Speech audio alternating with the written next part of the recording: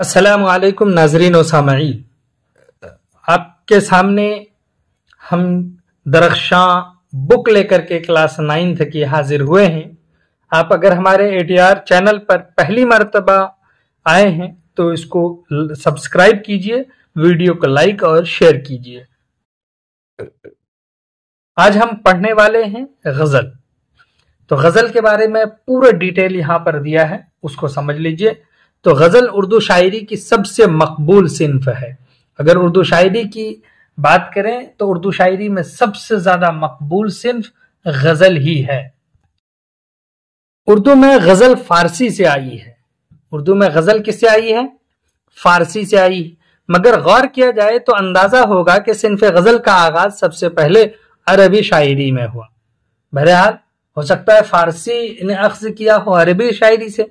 अरबी में लिखे हुए तवील कसीदों के इब्तिदाई तमहीदी हिस्सों को, जिनमें ज्यादातर इश्क व मोहब्बत की बातें होती थीं, गज़ल कहा जाता था। अब ये याद रखिएगा, किससे निकला? अरबी से। तो कह रहे कि अरबी में तवील कसीदे होते थे।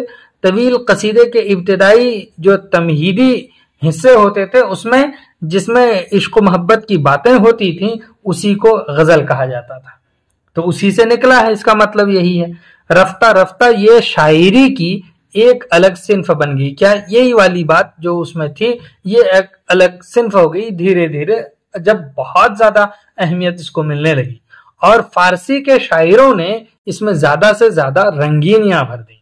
तो रंगीनियां किसने भरी हैं? फारसी के शायरों ने।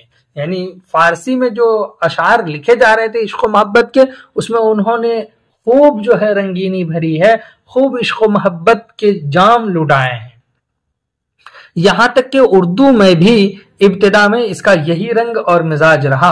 और लुगत यानी डिक्शनरी में अब तक इसके माना औरतों से बातें करना लिखे हुए हैं। किसके माना? गजल के माने लिखे हुए हैं। और गजल के ये लुग़वी माने लिखे हुए हैं, औरतों से बातें करना।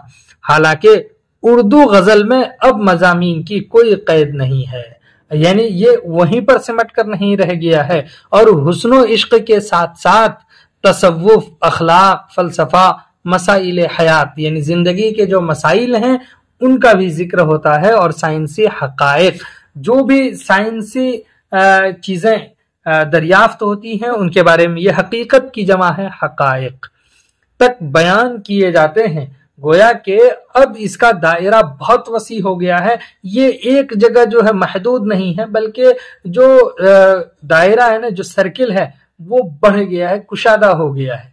फनी एतबार से देखा जाए तो गजल वो सिन्फ शायरी, अब फन के एतबार से गजल पर गौर कीजिए तो आप कहेंगे कि जिसका हर शेर माना के एतबार से अलग, मगर काफिया, रदीफ और वजन के एतबार से एक दूसरे से मरबूत होता है, यानी जुड़ा हुआ होता है। गजल का पहला शेर मतला कहलाता है। पहला शेर होगा, यानी मतला किसको कहते हैं? तो यहां पर बताया, पहले शेर को मतला कहा जाता है। इसके दोनों मिसरे हम काफिया और हम रदीफ होते हैं। किसके? गजल के। उसके दोनों मिसरे हम काफिया और हम रदीफ होते हैं। अगर एक के बाद दूसरा मतला भी लिखा जाए तो वो हसन मतला कहलाता है। हसन मतला के नाम से जाना जाता है कि रदीफ और काफिया वाला हो और एक काफी मतले के बाद आए तो उसको ये कहेंगे, इसको मतला सानी भी कहते हैं। बाकी अशार के सिर्फ दूसरे मिसरा में काफिया और रदीफ का इस्तेमाल होता है। बाज गजलों में रदीफ नहीं होती, उन्हें गैर मुरद्दफ गजल कहा जाता है। जिस गजल में भी रदीफ नहीं होगी उसको गैर मुरद्दफ गजल कहेंगे। गजल के आखिरी शेर को, जिसमें शायर अपना कलमी नाम या तखल्लुस इस्तेमाल करता है, मक्ता कहा जाता है। मतला और मक्ता, हसन मतला आपने जान लिया। गजल में अशार की तादाद मुतय्यन नहीं है। वैसे आम तौर पर 5, 7, 9, 11 या 15 अशार की गजलें कही जाती हैं। 5 होगा या 7 या 9, 11, 15, 19, इस तरह से हो तो वो क्या है? गजल के अशार हैं। गजल के अशार में कभी कभी ख्यालात का तसलसल भी मिलता है, कभी कभी यह ख्यालात का तसलसल होता है। यानी तमाम अशार एक ही तरह के जज्बात या ख्यालात को पेश करते हैं।